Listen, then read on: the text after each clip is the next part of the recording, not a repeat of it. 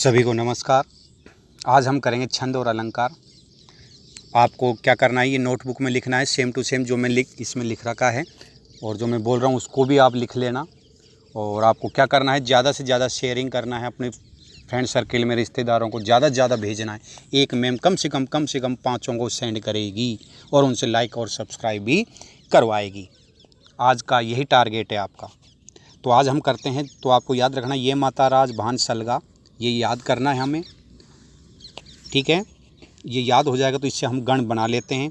जैसे ये माता, तो 3 अक्षर को बोलेंगे, ये लघु है, ता गुरु है और माँ भी गुरु है, तो ISS बन जाएगा। फिर माँ है, माँ 3 अक्षर ले लेंगे, ता और रा, तो माँ में आ रहा है, ता आ रहा है और रा आ रहा है, तो तीनों गुरु हैं। तो इस तरीके से गण भी बना लेंगे अपन। तो गण आपको क्या करना है, ए ई ऊ और री ये लघु होते हैं, बाकी के सारे गुरु होते हैं, ये ध्यान रखना है। ए ई ऊ और री ये लघु हैं, बाकी सारे क्या हैं, गुरु हैं। अंतिम अक्षर भी गुरु होगा, विसर्ग भी गुरु होगा और आधा अक्षर आगे मिलके गुरु बन जाता है, ठीक है। तो अगला है अनुष्टुप छंद, जिसमें 8 वर्ण होते हैं। अनुष्टुप में कितने वर्ण होते हैं, 8। अगला है इंद्र व्रजा, उपेंद्र व्रजा और उपजाति। इंद्र, उपेंद्र और उपजाति, इसमें 11 होते हैं। कितने होते हैं, 11 होते हैं। तो आप कैसे याद करेंगे, देखिए इंद्र शब्द देखेंगे, इंद्र तो ई और आगे न आ रहा है, तो न ई में मिल जाएगा, तो ये क्या बन जाएगा, गुरु बन जाएगा। क्या बन जाएगा, गुरु बन जाएगा। तो इंद्र में पहला अक्षर क्या होगा, गुरु होगा। उपेंद्र, ऊ छोटा आ रहा है, तो छोटा आ रहा है तो इसका मतलब लघु है, तो इसमें पहला अक्षर क्या मिलेगा, लघु मिलेगा। और उपजाति, उपजाति मतलब होता है मिलना, यानी इंद्र और उप दोनों का मिक्सचर हो जाएगा, यानी एक में लघु मिलेगा और एक में गुरु मिलेगा। तो जब दोनों लघु और गुरु हो जाए तो वो उपजाति होगा। पहले अक्षर हो तो इंद्र, पहला अक्षर गुरु हो तो इंद्र और छोटा हो तो उपेंद्र, याद रहेगा।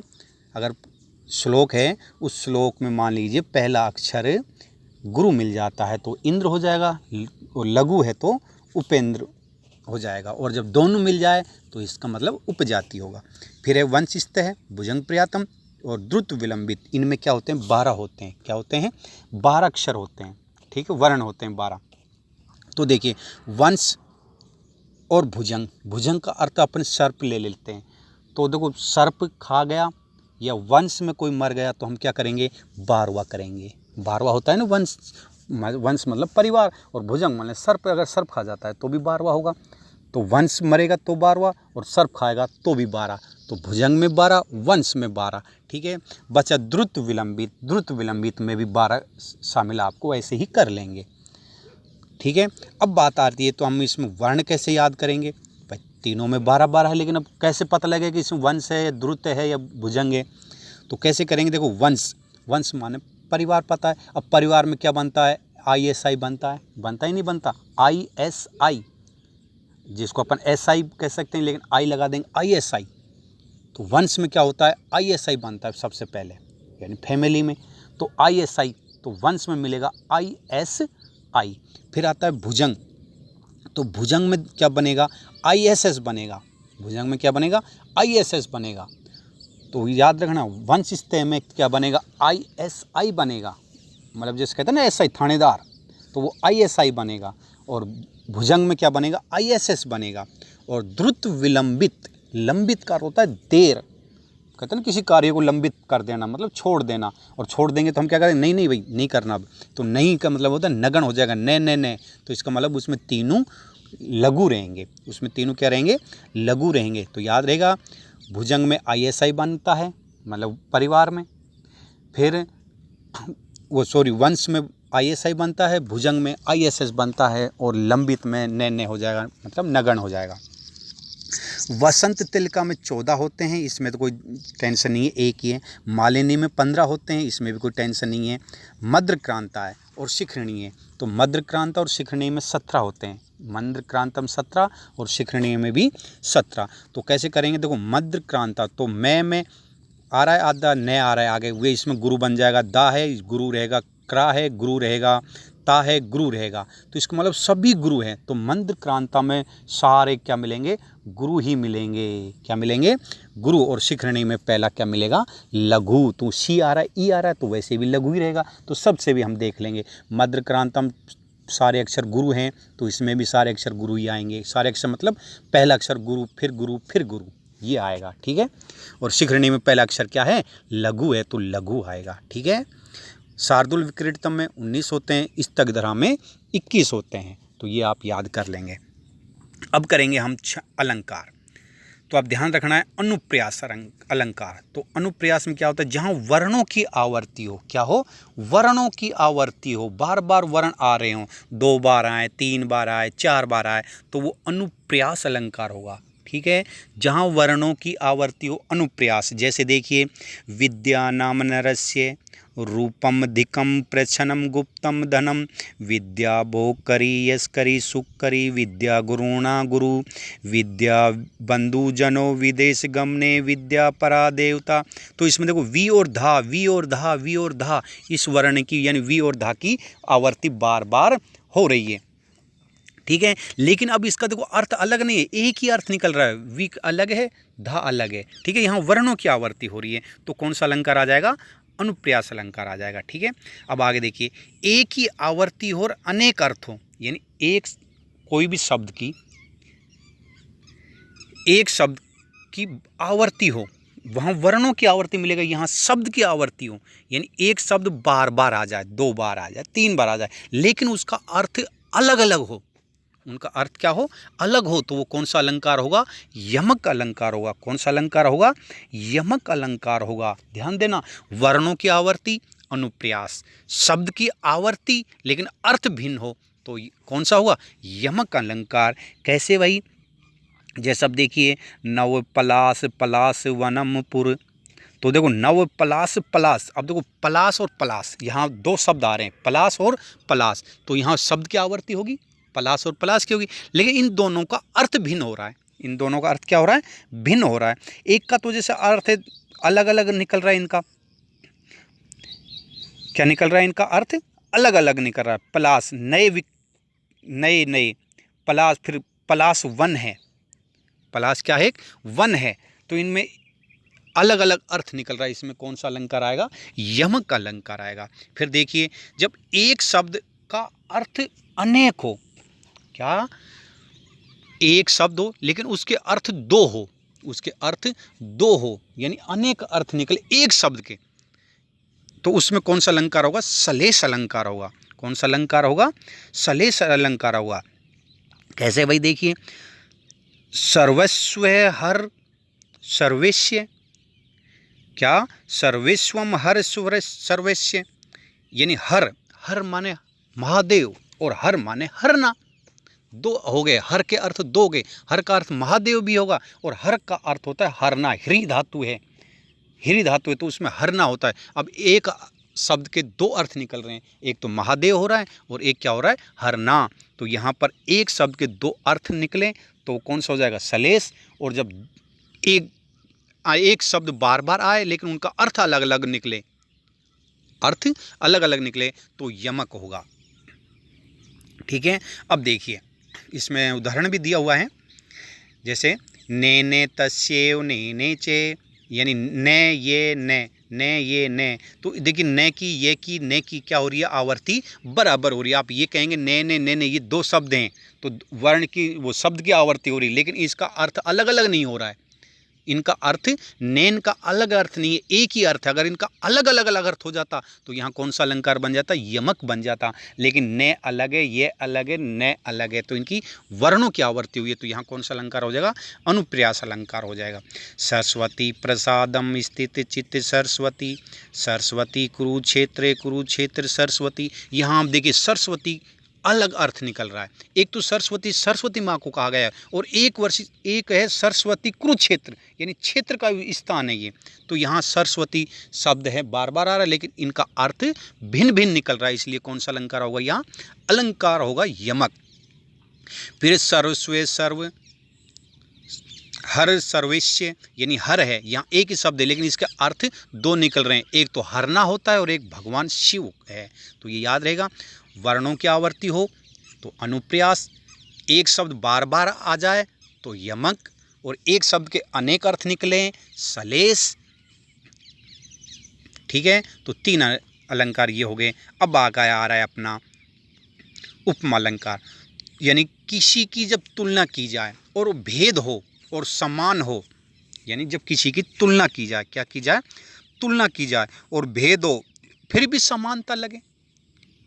क्या, जब दोनों की तुलना की जाए तो उनमें समानता लगे तो उसमें कौन सा आएगा, उपमा। कौन सा आ जाएगा, उपमा अलंकार आ जाएगा। कौन सा अलंकार आ जाएगा, उपमा अलंकार हो जाएगा।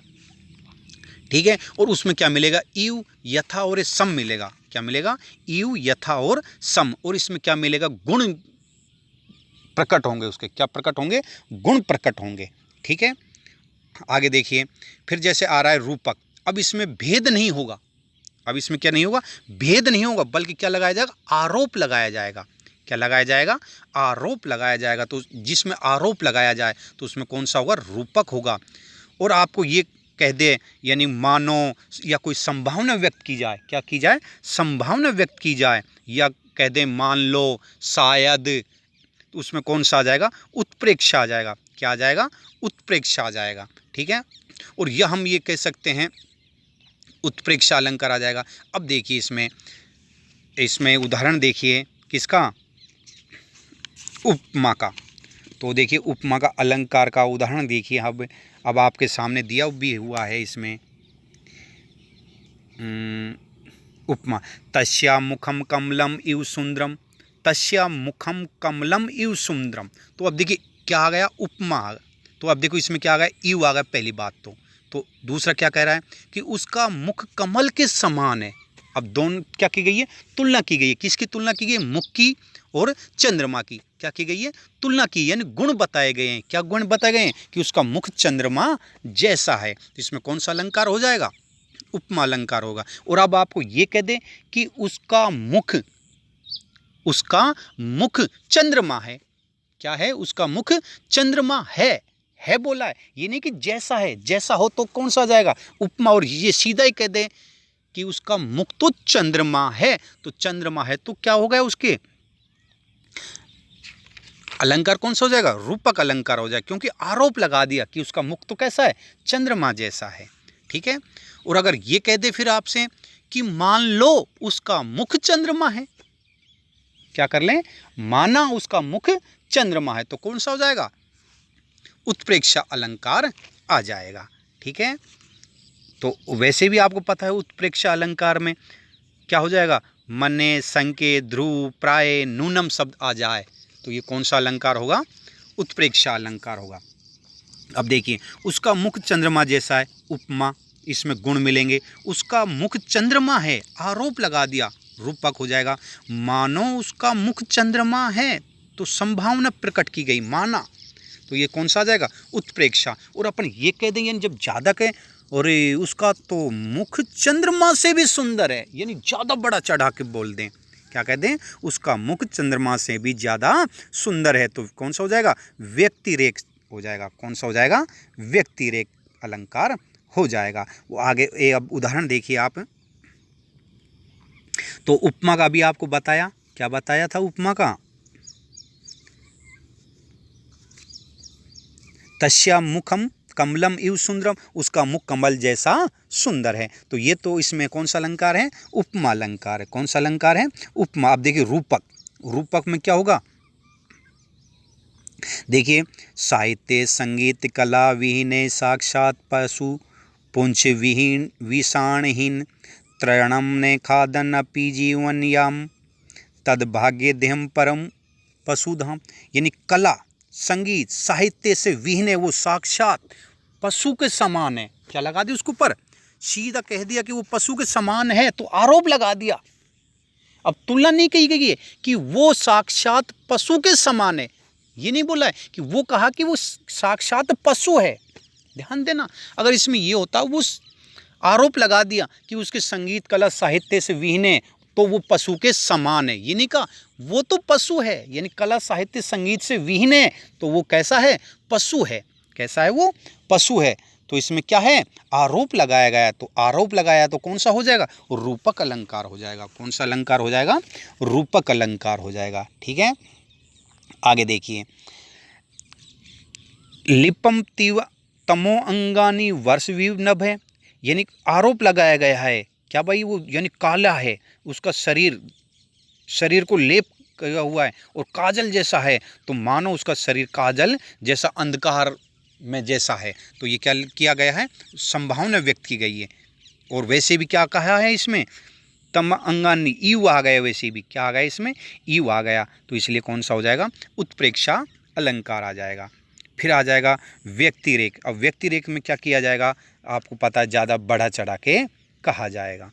ठीक है, तो ये हो गया व्यक्तिरेख। अगला है स्वभावोक्ति, यानी अपना भाव व्यक्त करना, अपना भाव व्यक्त करना। यानी कहते हैं ना, कोई भी कवि है तो वो कोई भी बोलता है तो वो क्या करेगा, ऐसे प्रतीत होगा जैसे वो आंखों देखा हाल सुना रहा हो। क्या सुना रहा हो, आंखों देखा हाल सुना रहा हो, ऐसा प्रतीत होगा, वो होगा स्वभावोक्ति। कौन सा होगा, स्वभावोक्ति अलंकार होगा।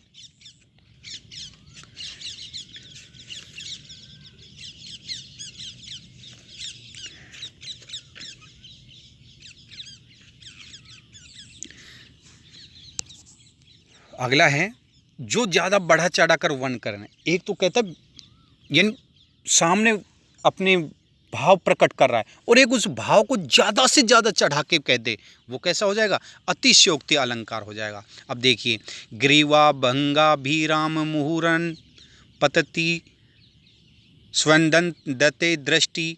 अब ये क्या है, एक हिरन है, वो क्या है, तेज भाग रही है, और उसके पीछे क्या है, पीछे क्या भाग रहा है, उसके शिकारी भाग रहा है। क्या भाग रहा है, शिकारी भाग रहा है। तो उसका क्या कर रहा है, वर्णन कर रहा है कवि, किसकी, यानी शिकारी उसके पीछे भाग रहा है, तो वो हिरण है पीछे देखती हुई जा रही है। तो ये वर्णन किया गया है, तो इसमें कौन सा अलंकार हो जाएगा, अति, वो स्वभावोक्ति हो जाएगा। और अब उसको बढ़ा चढ़ा कर प्रकट कर दे, तो वो कौन सा हो जाएगा, अतिशयोक्ति हो जाएगा। और अगर जब कोई सूक्ति के माध्यम से बताया जाए या कोई सूक्ति हो, तो उसमें कौन सा होगा, अर्थांतर न्यास अलंकार होगा। कौन सा होगा, अर्थांतर। जैसे सर्वे गुणा काचन माश्रियते सहसा विदिति ने क्रियाम विवेक परमादम पदम अथवा भवितानाम द्वारिणी भवंती सर्वत्र। तो इसमें सूक्ति के माध्यम से हो रहा है, तो कौन सा अलंकार हो जाएगा, इसमें अर्थांतर अलंकार हो जाएगा। तो ये तो एक सामान्य था। अब आप इसके देखिए प्रश्न करके देखिए एक बार। जैसे प्रश्न दे रखा है, शांताकार भुजंग गमने पदम नाम सुरेश। तो अब इसमें बताना है कौन सा छंद है। तो देखिए सबसे पहले देखेंगे, इसमें वर्ण गिनेंगे, सा ता का, और ये रे आधा है, 1 2 3 4 5 6 7 8 9 10 11 12 13 14 15। तो इसमें कितने हैं देखिए एक बार, 15, एक बार दोबारा गिनिए, 3 4 5 6 7 8 9 10 11 12 13 14 15 16 17। तो इसमें कितने हैं, 17। अब आपको पता है 17 में 2 छंद हैं। कितने, कौन से छंद हैं, 2 छंद हैं। कौन से, एक तो मध्यक्रांता और एक शिखरणी। मध्यक्रांता और शिखरणी। तो अब हम क्या देखेंगे, शब्द देख लेंगे। तो देखो सा, तो सा वैसे भी क्या हो गया, गुरु आ गया। तो पहला अक्षर गुरु आ गया, फिर क्या आ रहा है, ता, फिर गुरु आ गया, का, फिर गुरु आ गया। तो मतलब गुरु ही आ रहे हैं तीनों। तो इसमें मतलब कौन सा है, मंदाक्रांता। तो क्योंकि मंदाक्रांता में क्या आ रहे हैं, गुरु ही आ रहे हैं। तो इसमें कौन सा छंद आ जाएगा, मंदाक्रांता आ जाएगा। तो पहले में क्या आ जाएगा, मंदाक्रांता। अगला देखिए, अर्थो ही कन्या पर किए एव। तो देखो ए रे थो, तो ए लघु है, लेकिन रे आ गया तो ये क्या बन जाएगा, गुरु बन जाएगा। क्या बन जाएगा, गुरु बन जाएगा। लेकिन पहले तो इसके वर्ण गिने कितने हैं, 1 2 3 4 5 6 7 8 9 10 11। तो 11 हो गए। तो 11 में आपको पता है 3 छंद है, इंद्र, उपेंद्र और उपजाति। तो अब देखिए पहले इसमें गुरु आ गया, तो गुरु आ गया तो ई और ने द्र। तो इंद्र में पहला गुरु आता है, तो इसमें कौन सा आ जाएगा, इंद्र व्रजत छंद आ जाएगा। ठीक है, अगला देखिए, ने तातो ने माता ने बंधुरम दाता। इसमें अब कौन सा छंद है, तो अब इसमें वर्ण गिनेंगे, 1 2 3 4 5 6 7 8 9 10 11 12। किसमें कितने छंद है, इसमें 12 हैं। तो अब आपको पता है 12 3 में आता है, वंश में आता है, भुजंग में आता है, द्रुत विलंबित में आता है। लेकिन अभी इसमें हम क्या गिनेंगे, हम वर्ण गिनेंगे। ने तातो, तो देखो ISS, क्या आ जाएगा, ISS। और आपको पता है वंश में क्या बनेगा, ISI बनेगा। वंश, वंश माने फैमिली में क्या बनेगा, SI, ISI, ठीक है। तो लेकिन ये क्या आ रहा है, भुजंग आ रहा है, भुजंग में क्या बनता है, ISS बनता है, क्या बनता है, ISS बनता है। तो इसका मतलब इसमें कौन सा आ जाएगा, भुजंग पर्यायतम आ जाएगा, ठीक है। अगला देखिए, सहसा विदती ने क्रियाम, इसमें अलंकार पूछा है। तो अब आपको पता है सहसा विदती ने क्रियाम, तो ये क्या है, सुक्ति है। तो सुक्ति है तो सुक्ति में कौन सा अलंकार होगा, अर्थांतर अलंकार होगा। अगला देखिए, साहित्य संगीत कला विहीन परम पशुधाम, यानी साहित्य कला संगीत से विहीन है और वो साक्षात कैसा है, पशु है। उसको पर क्या लगा दिया, आरोप लगा दिया, तुलना नहीं की गई है, आरोप लगा दिया। तो आरोप में कौन सा अलंकार होगा, रूपक अलंकार होगा। तो इस तरीके से आप और भी करके देखिए, ये आपके छंद और अलंकार हो गए। तो आपको कैसा लगा ये भी आप ज़रूर कमेंट बॉक्स में करेंगे और ज़्यादा से ज़्यादा शेयर करेंगे।